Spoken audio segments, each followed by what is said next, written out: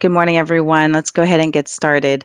My name is Lisetta Hogans, and I am a program manager with the City of Phoenix Community and Economic Development Department, and I will be your moderator for today's Firehouse Fast Pitch. Say that like 3 times fast and see if you can do it. So today is our information session. Thank you all so much for joining us. We're really excited for all of you attending in today's session, and we hope to be able to provide you the information that you need in order to be successful and participating in Fast Pitch. So before we get started this morning, I just want to let everyone know that the session is being recorded, and it will be made available for future opportunities to be able to view on our website. And then I also wanted to let you know that as we move forward through our session today, please feel free to go ahead and type your questions into the chat. We will be working to address those either throughout the session or at the end during our Q&A session. So all questions from the chat will also be posted to our website, as I shared, for future reference. So during today's session, we're going to share with you an overview of the procurement process and also a few tips and tricks on preparing your pitch. So to get us started, I'd like to go ahead and introduce you to our fearless leader and director of the City of Phoenix Community and Economic Development Department. Hi, I'm Chris Mackey. I'm the Community and Economic Development Director for the City of Phoenix, and welcome to Fast Pitch. In the City of Phoenix, small business is big business, with more than 90% of our businesses qualifying as small business. And one of the things that we most commonly hear from our small businesses is your desire to get involved in City of Phoenix procurement and requests for proposals, and have we got a way for you to get involved? The City of Phoenix will be taking out its Firehouse property here in downtown Phoenix for a request for proposal. And we are encouraging the development community to engage with our small businesses during that request for proposal. In Fast Pitch, you'll have the opportunity to talk about your company, your services, and the goods that you offer, and the development community and proposers will be able to see what you have to offer and engage with you on their request for proposal. The Fast Pitch will be something like, kind of think Shark Tank. The pitch will be happening live with the development community in the audience watching your information and selecting who they'd like to do business with, our small companies. If you have any questions, you can reach out to our team, and we look forward to seeing you on Fast Pitch.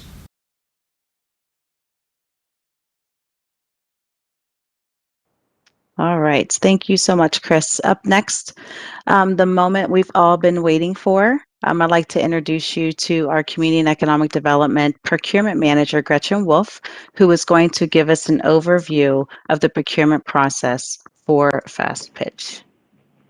Well, good morning, everyone. I was not able to hear Chris's message, so just in case you weren't either, I'm going to repeat what I heard her say in the practice session, which is that in Phoenix, we really do care about small businesses, and we try to make sure that our actions match our words, and that we walk the walk as well as talk the talk. And one of the places where we're looking to walk that walk is with this really exciting RFP. So you may know, Lucetta, can I get you to bump to the next slide?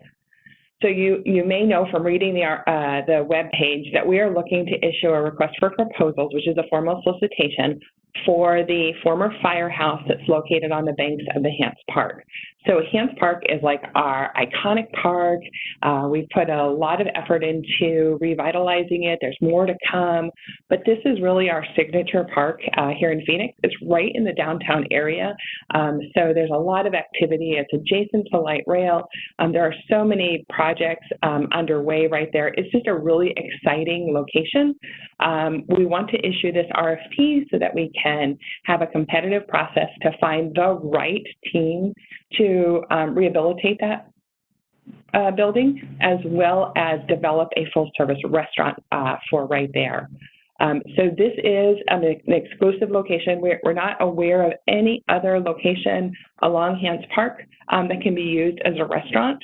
And not only do you have access to the park and all the really cool stuff in downtown along Roosevelt Row, but when the city bids on major projects or major events like Super Bowl or the NCAA Final Four, we have to include locations where big events can happen, and Hance Park is typically included in that. So there will be times when the successful proposer for this RFP is asked to use this facility for those big events, and they're really fun, and they're just amazing, and of course they're lucrative. So we're excited about this, but we wanted to make sure that there was an opportunity for small businesses to be part of this. So we're going to talk about that in just a second. The RFP has not been issued. We've got a timeline we're hoping to issue later this summer. It's important to note that once that RFP is issued, and we're going to send you guys an email when it gets issued, the city's solicitation transparency policy will go into effect.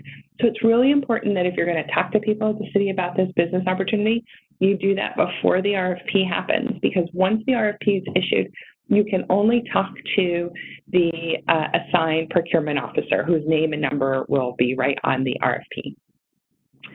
So if we want to jump on just a little bit, if we can move on to the next slide. The RFP, as I mentioned, is a formal solicitation process. We will require proposers to meet the minimum qualifications. Now, the minimum qualifications can always change until the RFP is issued, but this is what we anticipate is going to be listed in the RFP right now. So in order for a team to propose, the proposing team for the RFP is going to have to meet these minimum qualifications, and they're going to have the experience of doing at least one adaptive reuse development in the last 5 years, and have 5 years experience operating a full service restaurant. So given our experience doing procurement and trying to lease and sell city-owned property for a redevelopment, we do expect that this is probably a team.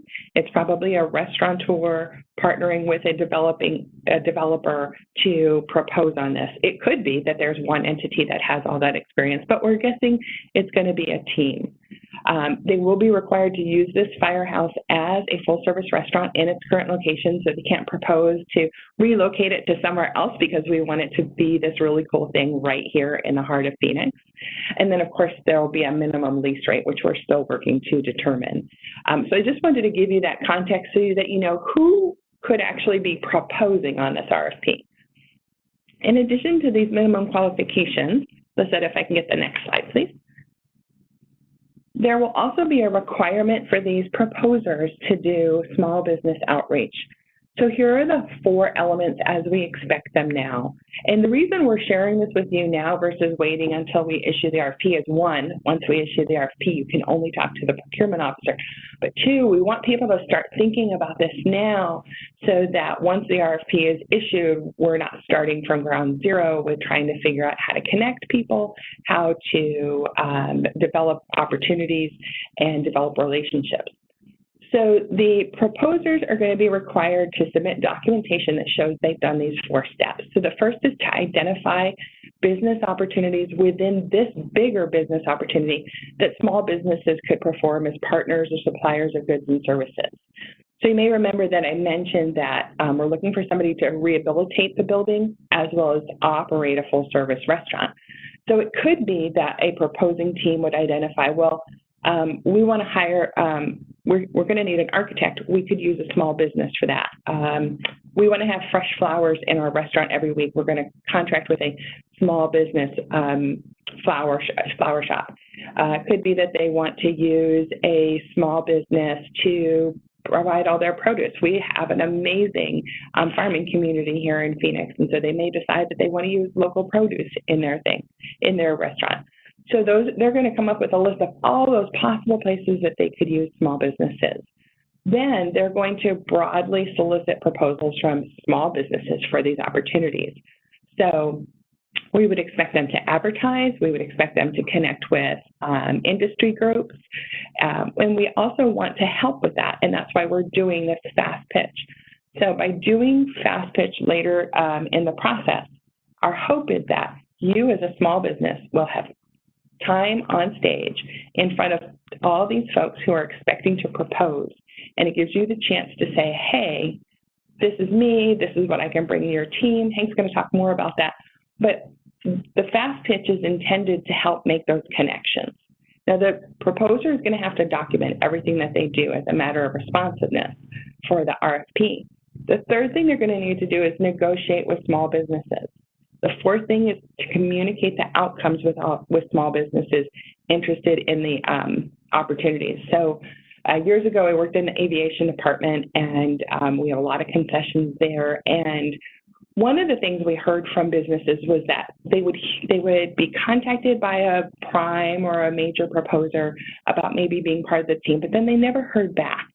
So we are requiring them to come back to you. So if as a small business you go through this process, you negotiate with a proposer, and maybe you don't get selected, you're going to hear that, and you're going to have the opportunity to get feedback. Is it because your price point was higher than they were looking for? Was there something else that just didn't work? And while we want everyone to be successful, we hope that if someone isn't successful in finding a partner for this, you'll at least find valuable feedback and hopefully make connections that will last beyond this one business opportunity. Oh, thanks for the next slide. So as I mentioned, we do have the minimum qualifications. So proposers have to meet the minimum qualifications for us to consider their proposals. They're also going to have to do the outreach. So the proposers are required to complete all 4 elements of the outreach. They have to do that, and it's reviewed on a pass-fail review of the documentation. So they either did it or they didn't. So if we get a proposal from a proposer who did not do the 4 outreach elements, their proposal will be disqualified. Now, it doesn't mean that they have to use a small business. It doesn't mean that they have to use a specific small business or a small business specific industry. But what we have found historically with this process in other areas of the city is that when it makes good business sense, proposers and primes bring in those small businesses. So by requiring them to do this outreach, we believe they will find that your project, your product, your service is unique and adds value to their program. Now, so they need to do the outreach one to be responsive for the proposal, but they also want to look at using the local community because it's part of the evaluation process. So all of the responsive proposals will be given to an evaluation panel who will review the proposals based on the evaluation criteria, which has been approved by the City Council. And that they're going to be able to review the concept to activate the site, the return to the city, temporary operations, because we do want to have somebody in place in time to have some sort of food service there for the events related to the 2023 Super Bowl. Thank you, Heather. And we know that they're not going to be able to do the full build out by then, so we're going to review their temporary operations. And then the proposing team's qualifications, experience, and financial capacity.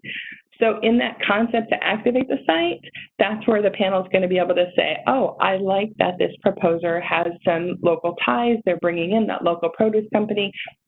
Excuse me, they're bringing in a local artist to do their menus or something like that. So again, this is subject to change until the RFP is issued, but this is where the incentive is for proposers, proposing teams to reach out to you as the small business. And again, we're looking for the fast pitch to be an easy way to start these introductions between the small businesses and the potential proposers. Thank you, Lucetta. Thank you so much, Gretchen. So this was a lot of information that Gretchen shared with us today. So just to remind you, if you have any questions, please feel free to go ahead and put them into the chat, and we'll make sure that your questions get answered. So up next, I'd like to introduce Hank Marshall. He's our Executive Officer of the Community and Economic Development Department, and he's going to provide a few tips and tricks to presenting. Go ahead, Hank. Good morning, everybody. It's always fun to follow Lucetta and Gretchen. And if I could ask for the next slide, please. So there's my way of being inclusive. Good morning, bienvenue, hola, bienvenidos to everybody. We are delighted that you're here. We're hoping that the next 15 to 20 minutes will give you a better feel for the concept of a fast pitch. Next slide, please. So, as you've heard, my name is Hank Marshall. I have the pleasure of working at the Community and Economic Development Department at the City of Phoenix. You know, for me, this has already been a successful meeting, and that's because I managed to hit the unmute button on time and not talk to you, you know, with having to mouth my way through this. As you've indicated or has been told to you, there is a chat feature. If you have questions, you have comments, please use that. I've spent the better part of 30 years in the private sector pitching my whole life, and I can tell you that a lot of people describe it as art or science. I don't think it's either one of them. Art, people either love it or hate it. Science, people either agree or disagree with it. In my mind, there's a lot of gray matter, and that's what we want to get past today, is making sure that there isn't an abundance of that when you do pitch, it's very clear. So I consider it wizardry. So welcome to the School of Wizardry today. I'm going to try and help you be enchanting and find a way to get your message across to these group of proposers who you are going to be meeting. Keep in mind that there's a variety. Sorry about that. Let's go to this one. Let's stay on this one. The event that we're talking about is going to take place on August 12th. If you weren't aware, it's going to be in live. It's going to be in person. You are going to be on stage presenting to people. And I want to make sure everybody understands that, because if you're somebody that has not had a history of public speaking, you are not used to try and condense a message into 3 minutes, which, by the way, is the duration of the pitch, followed by a 2-minute question and answer following that. This is going to be crucial, because some of the slides that I'm going to follow up on this one with are going to try and make sure that you understand the complexity, the challenge, and the opportunity of being able to deliver a message, concise, a story to these people that you're going to be standing in front of. Next slide, please. Okay, I can't emphasize this slide enough. When you're called up on stage and you walk up, you stand at the microphone, you've already made an impression. All the proposers have watched this. They're watching your body language. They're watching everything as you approach the moment to speak. And then, by the way, that impression continues during the time that you're speaking. This isn't static. They don't form one opinion. There will be many opinions, many impressions. But don't give these proposers the opportunity to formulate an impression before you get started. And a lot of that is your body language. It's how you dress. It's how you walk up there. Do you make eye contact? Are you looking at them? Do you appear to be nervous? Are you fidgeting? Work on that. And I'm going to touch on that in one of my following slides. Next slide, please. Okay. Now, take a look at that picture. That could very well be the kind of proposers that are looking at you. They may not be those exact people, and it may be a little less illuminated, but these are people who are kind of indifferent, ambivalent. And a lot of that has to do with the fact that they don't know you. You don't know them. Not only that, but second bullet point is important. Anticipate that their expectations are going to be low. They're here. They're certainly interested in what the presenters, all of you, are going to say. But keep in mind that it's your job to wow them. They're not expecting to be wowed. What I want to go through today is how we set you up to wow them. Next slide, please. Okay, this is critical point number 2. Time flies. And as much as the preparation for you, the 3 minutes are going to seem like an eternity when you're doing it at your desk, you're doing it at your living room, you're doing it in front of family and friends. The minute you step up on there, it is absolutely going to fly. Now, to put you at ease, in the audience in some way, there will be flashcards that you will see that are going to denote the countdown. You might be flashed 2 minutes to go, 1 minute to go, 30 seconds to go, but you will be given a visual so that you, during your presentation, are not having to wonder where you are in that 3-minute window. And that usually helps. So be sure that when you see that, you adjust accordingly. Mentally know where you are in your presentation. Now, what we need to do is get you to prepare. That 3 minutes needs to have a beginning, a middle, and an end. There needs to be a structure to it. And then when you've got that set, practice it. And practice it some more. Practice it to the point where it's almost automatic and that you don't even have to think about it. Next slide.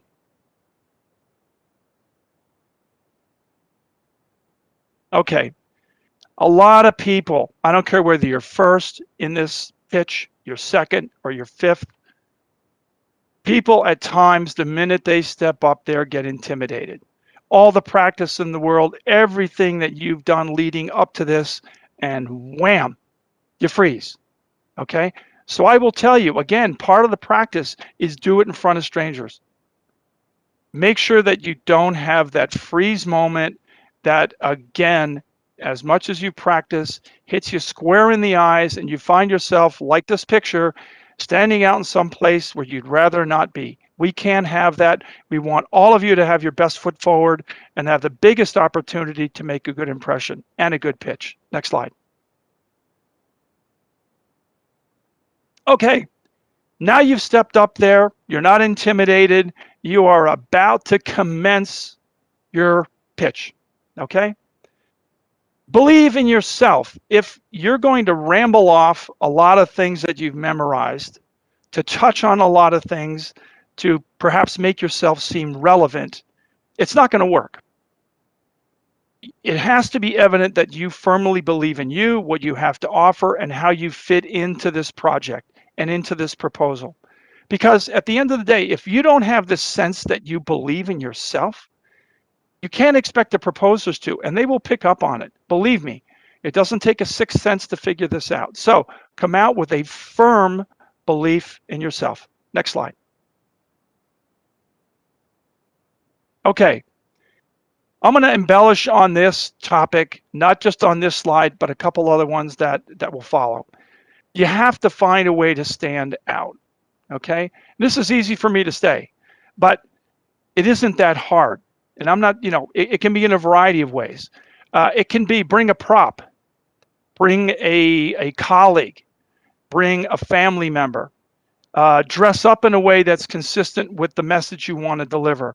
But don't just be something that is benign, that visually and even orally doesn't seem to stand out. Okay, again, this is tying back to the first impressions. This is a second impression or a follow-on impression. They all build towards an outcome that you want, a positive one, where these proposers feel like, hey, I need to include them. This person stood out. I saw it, I felt it. Okay, so let's all find a way in your presentation to stand out. Next slide. Personal story that is incredibly relevant. Okay, this personalizes this pitch. Okay, and that can be very powerful. And it's up to you to try and find how you can embed that story into this pitch. And if you've got one, include it. Next slide. Okay, again, like enthusiasm, this may sound obvious, but it has got to be obvious to the proposers that you, as a presenter, are in love with what you do, okay? There can be a huge diversity in the type of presenters that are going to be there, what you offer, what you make, what you sell, what you can deliver. But regardless of what that is, it's got to be obvious that you love what you do. If you're moonlighting in it, if it's a side gig, it might come off like that. But make it apparent to them that not only do I love what I do, I want to love doing it with this project. I want to carry that over into this project. So make it obvious, okay? And that can be done by standing out. If you've got somebody else standing there with you, if you have a prop, leverage that. Make it incredibly obvious. Don't leave it up to whether somebody can see it or not. Make it obvious. Next slide. Okay. Familiarize yourself with the project, the location, where it's at, its history, its relevance to the immediate community and to the broader community. If you don't already know it, and I hope that you do know it, make sure it's more than just a space or a lot or a building. Understand it, because that's where the city's at. This is going to be a very high profile project and amenity to the community when it's done. So make sure that you, as a presenter in your pitch, know about it. Okay? Next slide. Okay, I'm going to wrap up by touching on something that's used very effectively by a lot of people who pitch. And it's known as the sell the hole, not the drill concept. So the premise is that people buy a drill because they want to make a hole, not because they want to buy a drill. If I had some other way to make a hole, I probably would, but the one I know to use is a drill. So next slide. Whoops, back one. Okay. Hold on a second. Sorry, go right straight ahead. I lost myself in the slide there. Okay, so that should be me. That should be the dog is a picture of me. I got lost in my own presentation. So you look at it and say, drill a hole. What's this guy talking about? Is he, I'm not following you here. So next slide, I'll get rid of the tilty look. Okay, so here's the fundamental nature of it. The proposers who you are all in front of, the ones that you are talking to, are making a hole. This is an analogy. And they are contemplating using a drill to make that hole. Next slide.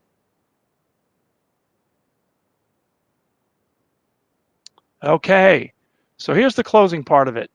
It's your job to make sure the proposers are aware that you've convinced them that you are that drill, you are that tool, you are that instrument that is going to enable them to make that hole.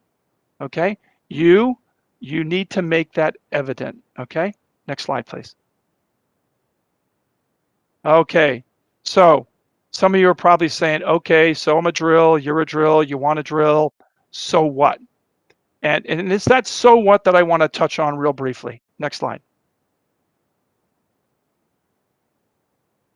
So let's just say that every presenter decides, okay, I get this concept, I'm going to be a drill, so what? Now it's up to you to convey why you're that best drill, why you're a drill that matters, why you're a tool that needs to be included. As you heard from Gretchen say, as all of these proposers begin to evaluate potential people that they want to integrate into their proposal, make it obvious that you are that tool, that you can answer that so what. Why would that person want you on that team or included in that proposal? Next slide. Why? And this is important because these are the proposers that will be looking at you are asking that very question. They're going to have seen a number of people on that day, all suggesting that they're that tool. But the ones that are going to resonate and be relevant will be the ones that answer the so what. Why are you the so what tool? Okay, make sure you can convey that. Next slide, please. Okay, I'm almost out of here, and I hope you're still all awake. But this is probably the most important thing I'm going to tell you. And I've said that 3 or 4 times, so they're all important, but this one's really important, okay? Flows big. You've heard people say go big or go home. No, it's actually go big and then go home, okay? In this case, what I want to make sure that you understand is it's the wrap up. I told you in the beginning, you have a beginning of your presentation, a middle of it, and you have an end. The end is where you button it up. You got this, okay? Is your confidence, your enthusiasm, your connection, your everything that we've talked about comes to a crescendo here, okay? And I would say make sure that it's where you go out, okay? You close big. And one of the things that I'm going to suggest that most people don't do is ask to be included, okay? Part of your close is to look at these proposers and say to them, include me. I'm going to make your proposal better. I'm going to make the final product better. I'm going to make it better. Please include me, okay? It's powerful. Like I said, the people that are sitting there are not expecting to be wowed. Wow them. Wow them by telling them they should include you, okay? Next slide. Okay, I know I've covered a lot of ground. Some of it may have seemed a little off base and a little disconnected, but it all matters, okay? It all comes together. And that meal looks good, by the way. If you want additional resources and organizations that can assist you with this pitch, please go to the resource or follow that link that's on that slide there. It'll take you to other resources that will guide you over the next several weeks as you begin to prepare for this, and leverage those. This isn't meant to be something you figure out on your own. Use whatever tools you have at your disposal, and I hope you all do incredibly well, but that you have a lot of fun doing this, and I wish you nothing but the success in your pitch. So thank you for your time today. Thank you so much, Hank. Thank you so much for all of those tips and tricks, for all of our individuals that are participating here today. So we did not get a lot of questions in the chat. I'm assuming that maybe you're all just kind of holding out to the end, but we're going to go ahead and take a look here. I think we did have an actual Q&A section also, that there may be some questions there. So Heather, could you take a look just to see one last time to see if we received any other questions? Absolutely, Lucetta. We do have one actually two came in on Awesome. the Q&A side. Well, the first question was, will this link be provided live? Link live somewhere where we can access it. And yes, this is being recorded and will be posted to the FastPitch website. Unfortunately, the video with our director that you couldn't hear, we will post that separately as well, so you can see that welcome message. And the second question came in, asks how many proposers will be on the FastPitch. Can we leave something behind for them? Can we have visuals, PowerPoints, etc.? At this moment, we have not opened up the registration for the FastPitch event yet. That will be going live tomorrow, so we don't have a head count yet on how many proposers are expected to attend. But you are welcome to bring visuals, leave behinds, other props that help appropriately tell your story. There will not be the ability for PowerPoint presentations, so there will be no audio visual available for the fast pitchers. But those other items are welcome to come and help tell your story. Otherwise, that All right. covers what I have in the Q&A as of now. Okay. If that's all the Q&A, during the proposal, I appreciate following through with that. And if I'm a restaurateur, you made it sound like the qualifications for a proposer that I need a proposer during this. Is that the case? Thank you so much for that question, John. I'm going to go ahead and turn that question over to Gretchen. Gretchen, could you respond? You bet. Hi, John. So you are correct. You're going to look for a partner. Now, it could be that you reach out to someone in the development community and you strike up a partnership, and you guys might decide you want to propose as a joint venture, or it could be that they want to be the proposer and have you be just part of their proposing team. But unless you are a restaurateur who also has that development experience, can we go back to the minimum qual slide? Sure. You're going to need that partner. Yeah, that's minimum qualified for proposers. It didn't say anything about minimum qualifiers for restaurateurs. Well, so if you as a restaurateur want to propose on the RFP, you've got to meet those minimum quals. For a proposer. Yes. Okay. But for you to be a restaurateur who wants to do the pitch, so if you're a small business and you want to make the pitch to a proposer, I think the only thing that I can say they would be looking for is that 5 years, because there will definitely be developers interested in this opportunity who don't have that restaurant experience. Yeah, I have and again, it's both. That's why I was curious, and that's why I'm going to sit in on both okay. the fast pitch sessions to gather more information. Sure, and you're definitely welcome to send additional questions to the email address that's on the website.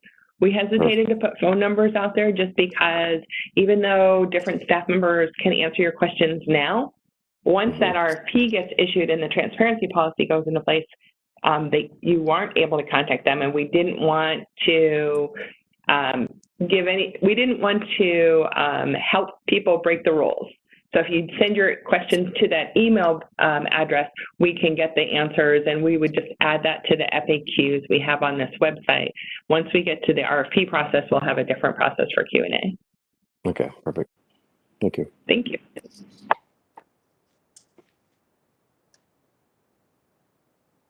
Thank you for that question, John. Does anyone else have any questions?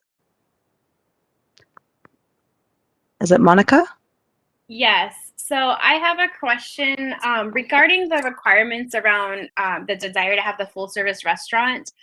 I'm just curious, like, what kind of flexibility and vision there is for how that is actually accomplished. So if you're looking for like a traditional setup where it's a single concept owner running the whole operation as like a single concept and then working with other small businesses, or if there's room to consider more of like a joint venture where maybe there's a multi-concept product, or I guess a concept happening where like more than one business owner, they're working together to create that full dining experience, but there's more than one concept in one roof, if that makes sense.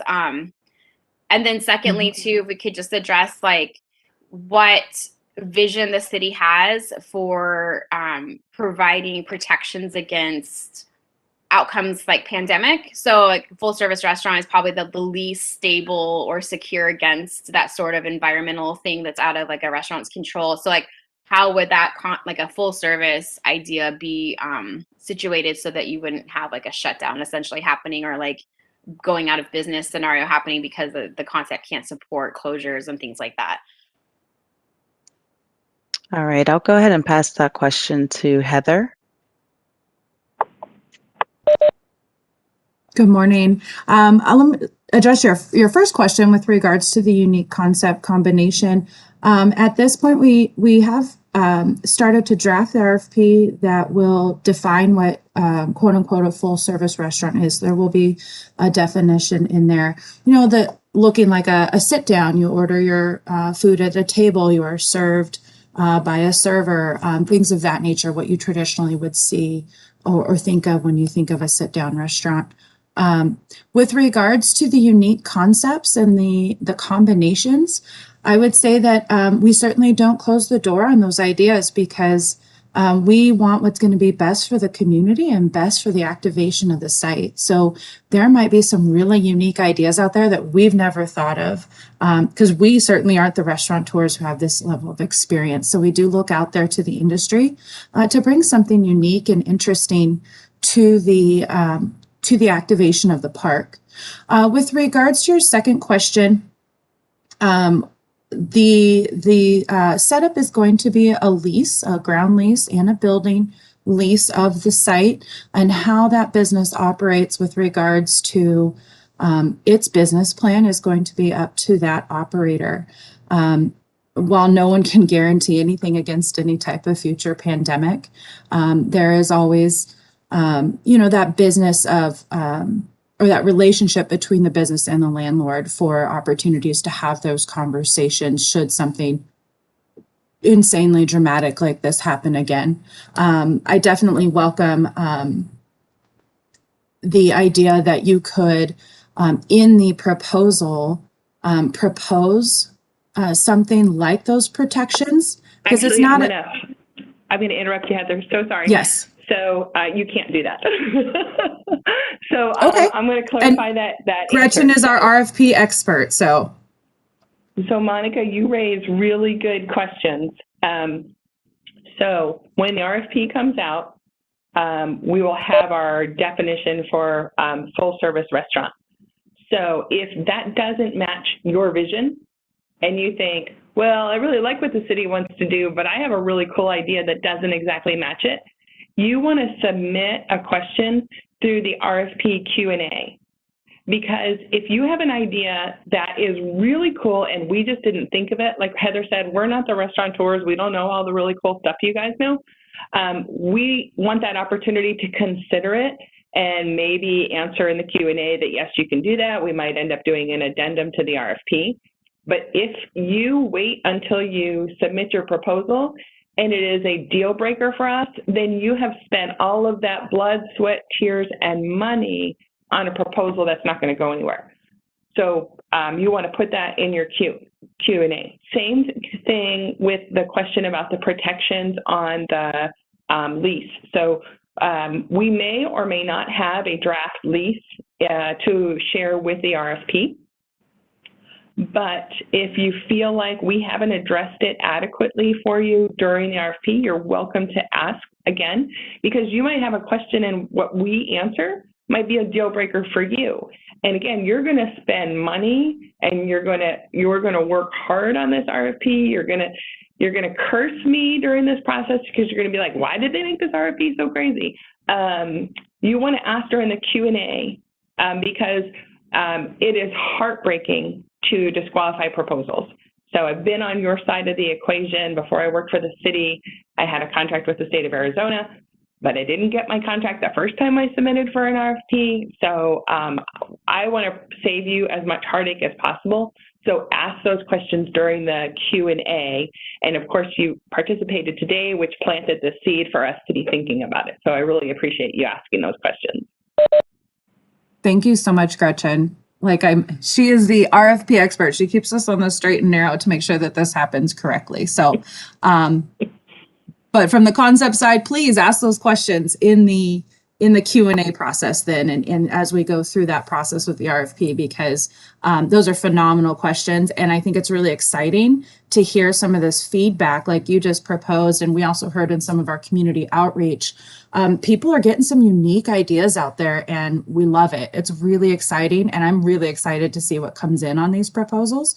But like Gretchen said, please go through that process to make sure everybody is meeting all the rules. So Lisetta, back to you. Thank you so much, Heather and Gretchen. And thank you, Monica, for that question.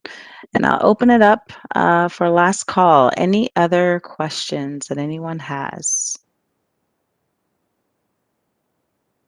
Feel free to unmute yourself or put it in the chat.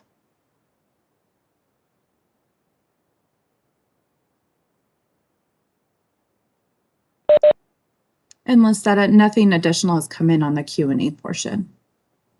All right. Thank you so much for that, Heather. All right. It sounds like all of the questions that have been asked.